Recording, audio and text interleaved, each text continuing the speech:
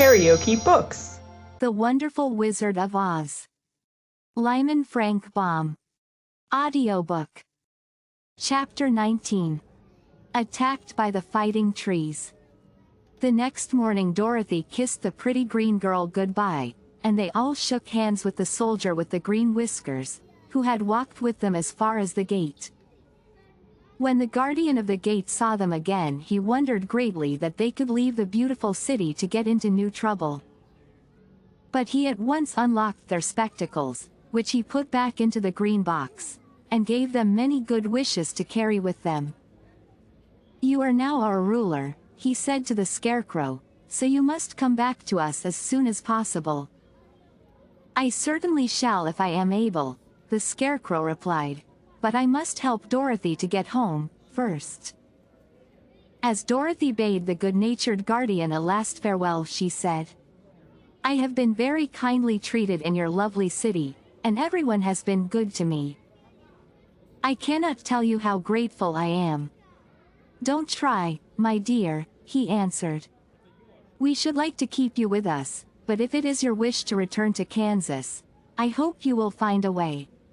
He then opened the gate of the outer wall, and they walked forth and started upon their journey. The sun shone brightly as our friends turned their faces toward the land of the south. They were all in the best of spirits, and laughed and chatted together.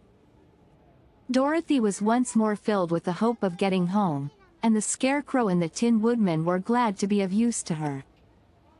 As for the lion, he sniffed the fresh air with delight and whisked his tail from side to side in pure joy at being in the country again, while Toto ran around them and chased the moths and butterflies, barking merrily all the time. "City life does not agree with me at all," remarked the lion, as they walked along at a brisk pace. "I have lost much flesh since I lived there, and now I am anxious for a chance to show the other beasts how courageous I have grown." They now turned and took a last look at the Emerald City. All they could see was a mass of towers and steeples behind the green walls, and high up above everything the spires and dome of the Palace of Oz. "Oz was not such a bad wizard, after all," said the Tin Woodman, as he felt his heart rattling around in his breast. "He knew how to give me brains, and very good brains, too," said the Scarecrow. "If Oz had taken a dose of the same courage he gave me," added the lion, "he would have been a brave man." Dorothy said nothing. Oz had not kept the promise he made her, but he had done his best, so she forgave him. As he said, he was a good man, even if he was a bad wizard. The first day's journey was through the green fields and bright flowers that stretched about the Emerald City on every side. They slept that night on the grass, with nothing but the stars over them, and they rested very well indeed. In the morning they traveled on until they came to a thick wood. There was no way of going around it, for it seemed to extend to the right and left as far as they could see, and, besides, they did not dare change the direction of their journey for fear of getting lost. So they looked for the place where it would be easiest to get into the forest. The Scarecrow, who was in the lead, finally discovered a big tree with such wide-spreading branches that there was room for the party to pass underneath. So he walked forward to the tree, but just as he came under the first branches they bent down and twined around him, and the next minute he was raised from the ground and flung headlong among his fellow travelers. This did not hurt the Scarecrow, but it surprised him, and he looked rather dizzy when Dorothy picked him up. "Here is another space between the trees," called the lion. "Let me try it first," said the Scarecrow, "for it doesn't hurt me to get thrown about." He walked up to another tree, as he spoke, but its branches immediately seized him and tossed him back again. "This is strange," exclaimed Dorothy. "What shall we do?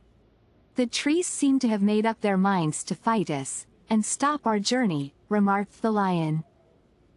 "I believe I will try it myself," said the woodman, and shouldering his axe, he marched up to the first tree that had handled the Scarecrow so roughly. When a big branch bent down to seize him, the woodman chopped at it so fiercely that he cut it in two. At once the tree began shaking all its branches as if in pain, and the Tin Woodman passed safely under it. "Come on," he shouted to the others. "Be quick." They all ran forward and passed under the tree without injury, except Toto, who was caught by a small branch and shaken until he howled.